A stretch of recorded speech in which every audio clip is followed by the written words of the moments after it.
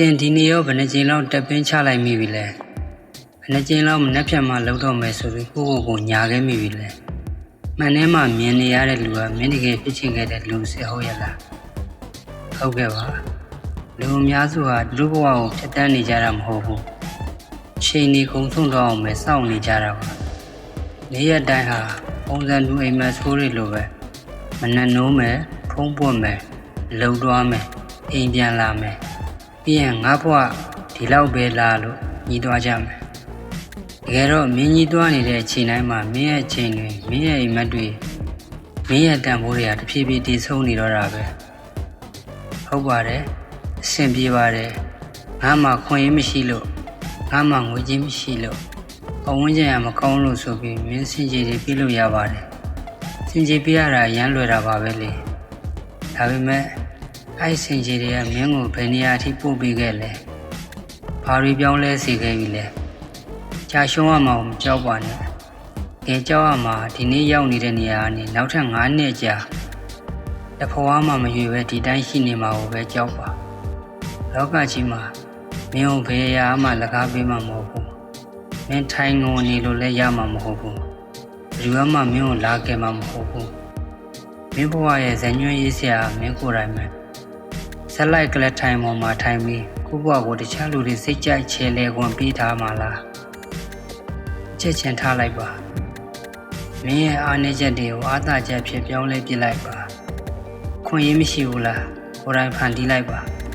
လမ်းမရှိဘူးလားကိုယ်တိုင်ဖန်တီးလိုက်ပါ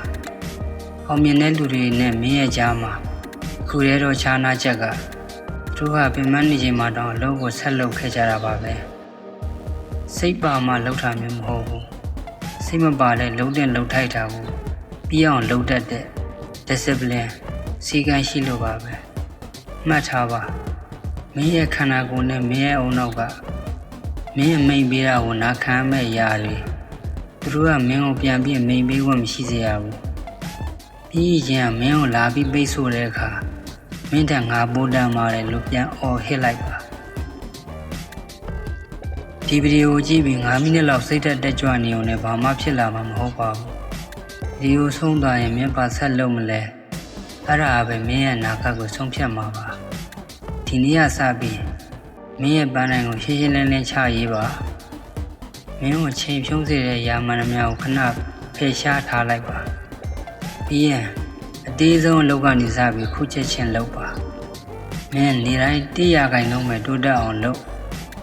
ဒီနှစ်အတွင်းမင်းဟာအရင်အထက်38ဆပိုဒေါ်လာတဲ့လူတစ်ယောက်ဖြစ်လာပါလိမ့်